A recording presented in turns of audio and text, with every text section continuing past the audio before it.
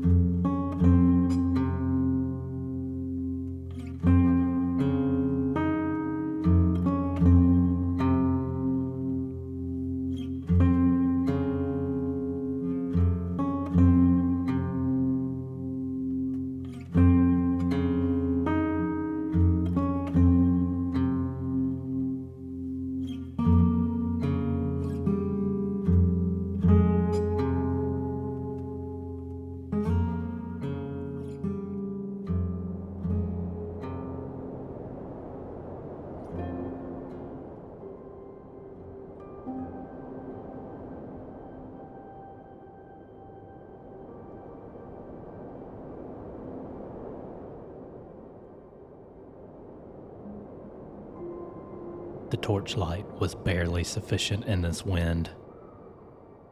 He buckled against the torch as close as he dared, only trying to prevent being burned. He was desperately trying to shield the peaked glow of torchlight that rattled against the snow with the bulk of his body.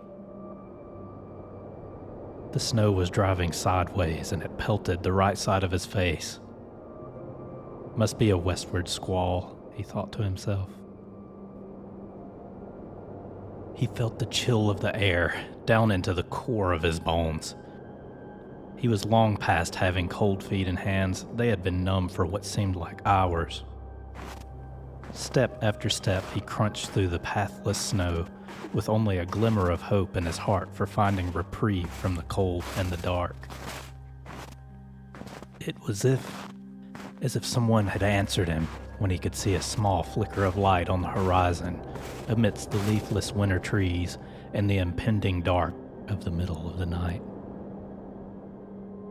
He quickened his footsteps, fueling his exhausted legs with the weak and sickly combustion of hope that he allowed to creep into his psyche. With this, he quickened pace even further. The flicker in the distance slowly grew and brightened. It wasn't so large as to be misconstrued as a bonfire or anything like that, but it was large enough to know that it was real. He was not hallucinating this despite nearly freezing to death. He could see the dance of the flame, swaying in defiance to the harsh environment that it found itself inhabiting. A dark shape began to materialize in the shortened horizon of his evening firelit wandering. The slanted roof and the steep pitched walls became more apparent the closer that he got to the hulking silhouette far into the distance. Maybe it was the hours of seeing nothing but the shadowed white of the snow under his feet, but it made his heart quicken as he set forward with even more intention. He had a craving for warmth and shelter, and he immediately felt an appreciable sense of urgency. If he was being honest, until now he was resigned to the misery and a lack of motivation. But with thoughts of warming his hands and his feet, he tapped into a new source of energy to carry him forward through this darkened blizzard. Approaching the structure, the wind began to still. His torchlight steadied, and the glow that it casted went from meager and sickly to steady and sure. What it illuminated before him felt like something he had seen before, but it had to have been simply a dream, or maybe his imagination. Surely.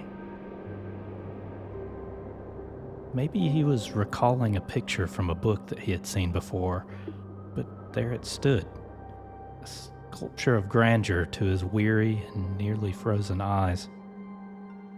It was a post and beam construction house that looked as if it could have come out of a fairy tale in a German novel. The brown wooden beams were surrounded by the typical white mud and plaster. It had arched windows and an arched front door, and a circus tent-style peaked roof that was clad in what he would have guessed were slate shingles. Inside of the most prominent incised of the arched front windows was a single glowing candle. This was it. This was his beacon in the fog and the frozen landscape that led him to stand on this doorstep. There was nothing else illuminated about the house, but from the arc of his torchlight he could see that the house was built against the wall of a massive rock mountain that towered into the darkness above him, well above the tops of the cedars and the pines that dotted the landscape around the cottage. Having no sense of shame at all, but a heavy desire for warmth, he approached the front door. As he got within 3 strides of the threshold, the arched oak door swung open with a creak from its hinges, revealing an ink-black interior. The promise of solace from the frozen forest that he had found himself becoming a part of through the last hours beckoned him inside without hesitation. So he walked through the doorway, his eyes struggling to adjust to the darkness within. He could hear his boots thump against the wooden floors under his feet.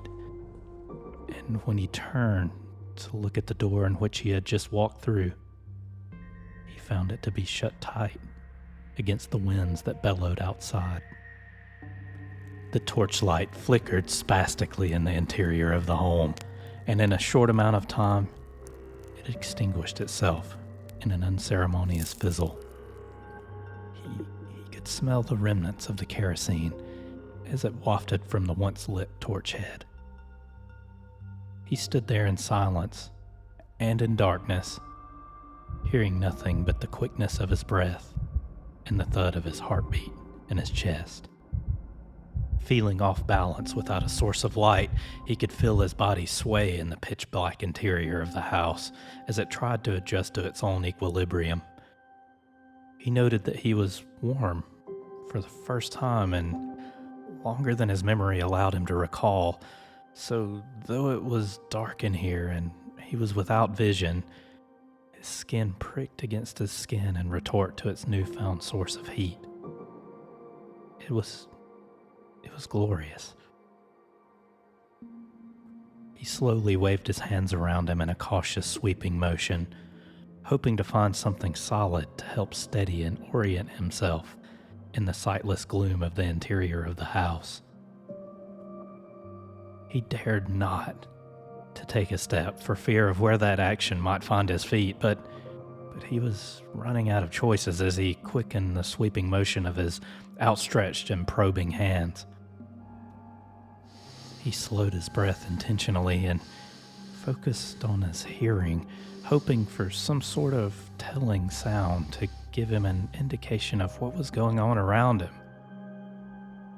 As if in response to a question that maybe he was silently asking himself, such as, "Now what do I do?" A flash of light filled his vision. He clenched his eyes tightly against the sudden onslaught of light around him and allowed his eyelids to slowly open back up and to give them time to adjust to the harsh change of illumination. What he saw next, well, it was definitely not what he expected. He rubbed his eyes. He was staring at a line of torches. They reached into the darkness further than the edges of his vision, into a pitch-black dot at the end of a tunnel in what seemed like over a mile away. There was a stone staircase going downward into the torchlit gloom through a tunnel that had to have been carved through the belly of the stone mountain itself. The air here was warm and inviting, but the descending staircase was long and ominous. He inhaled deeply of the air, and a slight odor of iron greeted his senses upon their probing. He instinctively and reflexively bellowed a single word. Hello? Hello? But the only reply was his own echo as it traveled into the belly of the mountain. Looking behind him, he could see the oaken door still standing sentinel against the frozen and howling wind that was surely still bombarding it from its exterior. Still, though, he thought maybe he should try to open it to secure an egress. The wood was smooth with hand-forged iron hinges at its edges, but there was no door handle. He probed around the heavy door with his fingers, finding nothing, which quickened his motions into a reactionary frustration in trying to find a way to open the door, but there was none. Feeling defeated and backed into a proverbial corner, he turned back toward the staircase. And with no other choice and a multitude of reservation, he stepped forward, taking the first step down. It was the first of many that would follow, as the tunnel seemed to stretch on forever. There was a sense, I guess that's what you would call it, that graced his thoughts as he had descended the staircase.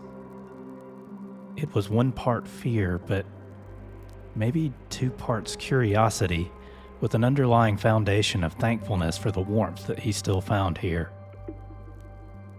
The torches sizzled happily in their iron sconces. There was no smoke produced, and they beckoned him onward into the unknown. It felt as if his destiny had led him to this point. The cold was uninhabitable and refuge was paramount, but this was far beyond what he imagined that refuge would be when he was freezing in the billowing snow and raging winds outside. Eventually, after he had lost count of the distance he had traveled, as he was lost in his thoughts and uncertainty, he came to the end of the descending corridor of stairs. There was a simple stone archway with nothing but an inky black beyond that moaned in its threshold. Thinking immediately of being cast into darkness once again, he relieved the last torch in the innumerable line of them from its sconce on the wall in the hall of stairs, and stood for a few moments before the archway beckoned him onward. He walked through the doorway, his torchlight reluctantly piercing into the darkness that it contained. He was in a rough-hewn tunnel, its walls damp with condensation and moisture that caught the torchlight and sent it dancing into a makeshift and wanton display of twinkling stars on the walls around him. The tunnel curved to the right, and he continued onward. He could feel the weight of the stone around and above him as he penetrated the bowels of the mountain, and the sensation was one of deep awe and a stark sense of scale. He was a tiny creature within a giant. The tunnel twisted and turned several times as he wandered further into the interior of the mysterious space that lay ahead of him. The ground was damp but solid stone, providing grip to the soles of his boots and giving him security in his forward momentum. He carried onward cautiously as he still felt as if things ahead of him would somehow trump the mysteries behind him. The air was still warm, but the cool heart of the stone seemed to breathe as he passed through what he instinctively started to consider one of its arteries. Where there are arteries, there is a heart, and he felt as if he was slowly clambering to the heart of the giant. After innumerable turns and twists, he perceived the tunnel widening and growing taller as the walls slowly moved away from him, and the echoes of his footsteps started to reverberate with a longer echo in the silence of the stone. His torchlight eventually lost its grasp on the ceiling the further he embarked into the unknown. Soon the walls were mere shadows in the distance, and the echoes between footsteps grew from 3 seconds apart, and then to 10, and then to none at all. The overwhelming feeling that he felt to his core was that of vastness and grandeur, if only he could see what was around him. Occasionally he came across a tooth of stone taller than he was, jutting alone or with light company from the floor of what he now felt was definitely a cave. He could hear the tinkling trickle of water and occasional plops as a droplet found its mark in an unseen puddle. His torchlight flickered in an invisible underground breeze. The feeling of the air here had cooled, and it reminded him of an entity of unknown size breathing ever so slowly. The belly of a stone beast was a recurring thought. Just as a pang of worry shuddered through his heart, he caught a dim glow in the far distance. It emanated with an eerie blue hue, a ghostly pallor in the gloom. The source was directly in front of him, though it was many paces in the distance. Following an unknown light had led him here in the first place in those moments of frozen despair in the outside forest, and now he seemed to be chasing another far-flung light in the darkness as a foreboding theme became apparent to him in his onward travels. He hadn't much choice but to continue onward in hopes of relief in lieu of peril. His now thawed legs ached from his travels, and the fatigue in his muscles sang a dull song to him with each footstep. He couldn't stay here in the darkness, his only companion an acquiescent flame in hand. He must reach the destination of his travels, no matter the dread he continually had to keep at bay. The azure glow grew stronger the further he ventured, and it struck him as beautiful against the palette of the now familiar cold gray stone and darkness. Now that he was closer, he could see that it was emanating around a bend in the vast cavern that was abutted by an immense and sheer wall that jutted upward into the mysterious canopy of the cavern. He turned toward the light, and he saw that the cavern opened up into a gargantuan circular room. It wasn't man-made, but the cavern was nearly spherical, and although massive, nothing in comparison to the near endless emptiness that he had just ventured through. The walls were rough and twinkled with the dewy drops of condensate that clung to the naturally rough walls. The source of the light was finally found. Through a hole in the ceiling of the chamber, many stories above the floor of the globe-shaped room, there streamed a course of what could only be sunlight. Had the storm passed? Had night turned to day?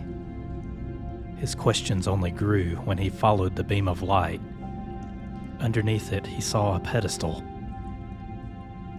Not the stalagmite that he had come to think of as common, but one that was perfectly cylindrical and stood out as smooth against the otherwise coarse interior of this newfound chamber. He was too far away to tell what it displayed in its bath of focused and beaming illumination, but he felt compelled to examine it closer. There seemed to be no other way out of the room, aside from the way in which he arrived here, so he took a step forward, followed by another, as he approached the mysterious display.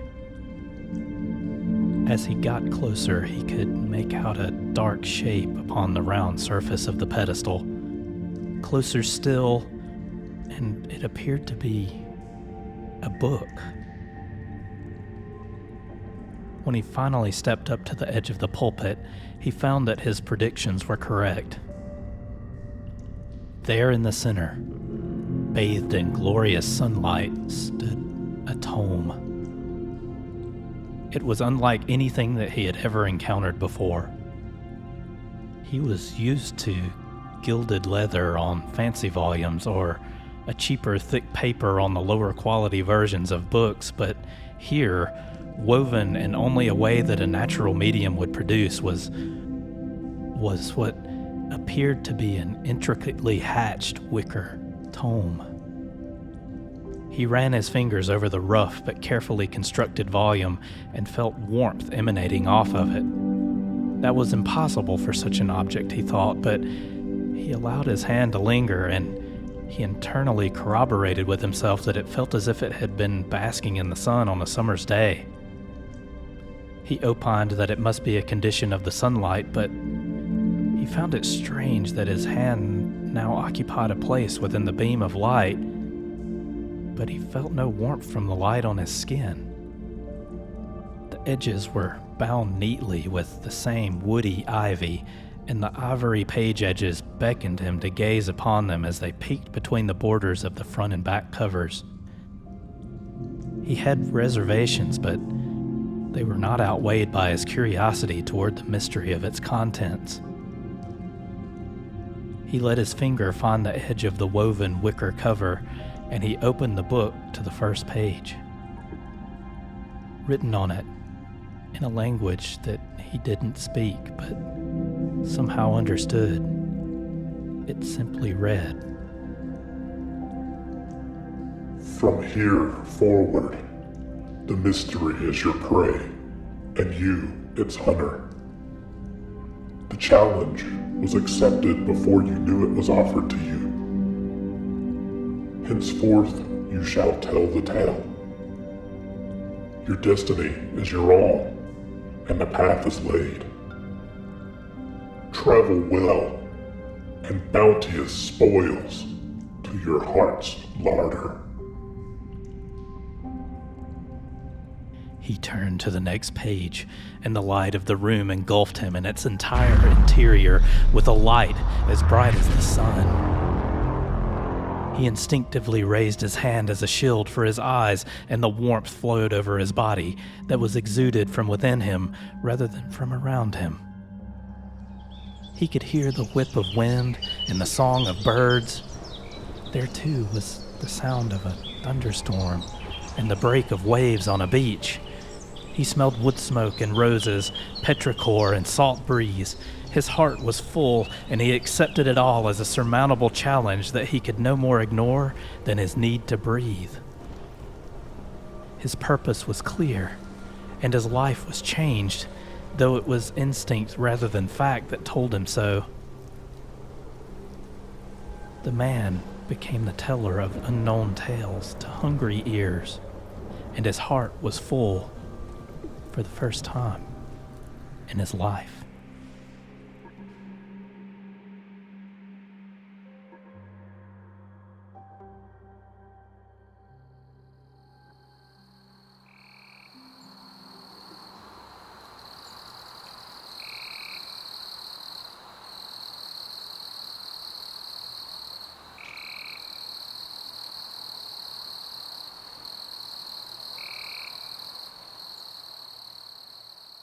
The story that I just told you is absolutely true, as I believe that truth is found in dreams.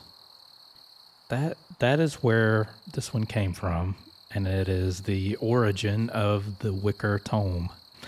I have since imagined that dream when sleep eludes me, and the post and beam house has beckoned me into my solace when my heart needs it the most. I use the images that this dream has provided to give me serenity in times of trouble, and it wasn't until recently that I really began to understand what it meant to me. I wrote the Wicker Tome inside of a notebook that I've carried with me for well over a decade, knowing that it was important, but I didn't exactly know why that it was. But now I feel like I do. I've always had the heart of a writer, at least that's the way that I feel, and I try to apply poetry to the mundane because, well, is anything really mundane when you pay attention to it? My stories commonly find roots that begin with my mother or my grandmother. Being from the deep south and the southern parts of Appalachia, what are known as quote-unquote wives' tales abound. You've probably heard some of them yourself in the past, at least if you're from my region. Something like, throw salt over your shoulder when you spill it to ward off bad luck, or hang a broom on your front door to ward off the witches and the evil and keep them from entering your home. Or when you see a cardinal in the yard, it is the ghost of a loved one coming to visit and let you know that they're okay and to bring you some peace. I could talk about these for more hours than I have spare, but they're there, and they're a part of the mortar and stone that my life is built on. I've often written about the things that bother me or the challenges that my heart places on my mind. It has been a refuge from the things that life tends to throw at you and the infinity of complications that it tends to have. Words have always helped me to make sense of things. I imagine how so many others have stood in the rain or shouted into a cave and wondered who was the last one to do that before them. And, really appreciate the moment of being in that exact place at that exact time. I've pondered the beauty of a praying mantis snapping water bugs from the surface of a stream, and I thought to myself how beautiful that was. I can almost draw a line between my heart and a blooming flower, or see the hue of my skin in an autumn leaf, and I'll probably never stop trying to complete those mysteries in my own head and my own heart. I feel like there are others out there who feel the same way, and they have ears that perhaps would enjoy hearing the stories that I weave to make sense of not only my past, but most likely my future as well. I'm a dreamer and a ball of anxious energy who has found peace in knowing that I can tell my tales to listening ears. And that's why I'm here with all of you over these airwaves and speakers and headphones or whatever else it is you might be listening on. I hope that by speaking the truths of my past and my imaginings of how this great mystery of life works on a mechanical level, in harmony with my spirit, that maybe I can reach a resonant pitch within some of you too. The Wicker Tome was my roadmap drawn from the ether of a dream, I guess you could say. It is as real as I am sitting here speaking to you, and it has become a strand in the grain of my soul. We all face challenges. We're human. But we all share something, even if we can't define it. We were meant to impact the lives of those around us, and I thank you for searching the corners of the cobwebbed room that is my mind as I lead you on a tour of the things that give me goosebumps, nostalgic heartache, or even a sense of belonging, when for so long I didn't know which puzzle my piece fit. Now that I do, I hope that you find the end of the line that I draw from my core outward into the darkness, and we can connect into a map. Maybe we'll draw our own map together.